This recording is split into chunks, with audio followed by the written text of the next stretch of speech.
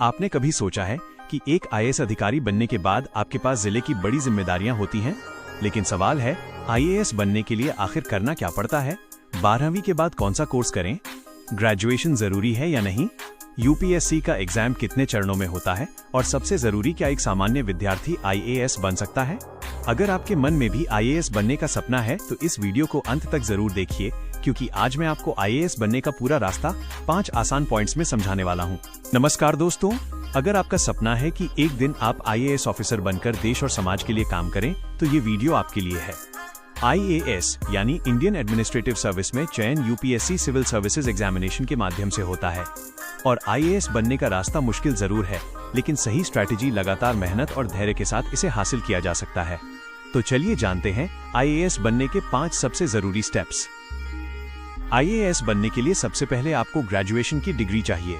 आप किसी भी मान्यता प्राप्त विश्वविद्यालय से ग्रेजुएशन कर सकते हैं। आपकी ग्रेजुएशन में कौन सा सब्जेक्ट है, इससे आईएएस बनने की एलिजिबिलिटी खत्म नहीं होती। आप बीए, बीएससी, बीकॉम, बीटेक या किसी दूसरे ग्रेजुएशन कोर्स से भी यूपीएससी की तैयारी कर सकते हैं। लेकिन याद रखिए, ग्रेजुएशन के साथ साथ यूपीएससी की तैयारी शुरू करना आपके लिए ज्यादा फायदेमंद हो सकता है। आईएएस बनने के लिए आपको यूपीएससी सिविल सर्विसेज एग्जामिनेशन देना होता है। इसके लिए सामान्य रूप से उम्मीदवार का ग्रेजुएशन पास होना जरूरी है। एज लिमिट और अटेम्प्ट्स आपकी कैटेगरी और यूपीएससी के नियमों पर निर्भर करते हैं, इसलिए आवेदन करने वाले वर्ष की ऑफिशियल यूपीएससी नोटिफिकेशन जरूर देखनी चाहिए। एक बात याद रखिए, आईएएस बनने के लिए सिर्फ पढ़ाई नहीं, एलिजिबिलिटी के सभी नियमों को समझना भी जरूरी है। यूपीएससी सिविल सर्विसेज एग्जामिनेशन मुख्य रूप से 3 स्टेजेस में होता है। पहला प्रीलिम्स। प्रीलिम्स आपका पहला पड़ाव है। इसमें जनरल स्टडीज और सीएसएटी के पेपर्स होते हैं। प्रीलिम्स का उद्देश्य आपको अगले चरण यानी मेंस तक पहुंचाना है। दूसरा मेंस, इसके बाद आता है मेंस एग्जामिनेशन। यह काफी विस्तृत और एनालिटिकल एग्जामिनेशन होता है।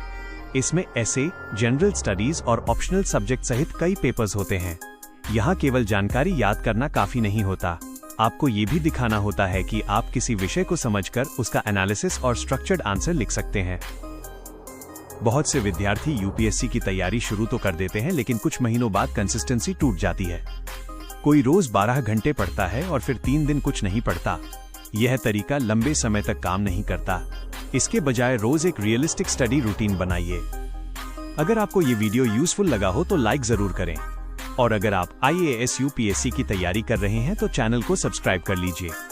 कमेंट में सिर्फ इतना लिखिए, मेरा लक्ष्य आईएएस है, और इस वीडियो को अपने उस दोस्त के साथ जरूर शेयर करें जिसका सपना आईएएस ऑफिसर बनने। आपने कभी सोचा है कि एक आईएएस अधिकारी बनने के बाद आपके पास जिले की बड़ी जिम्मेदारियां होती हैं?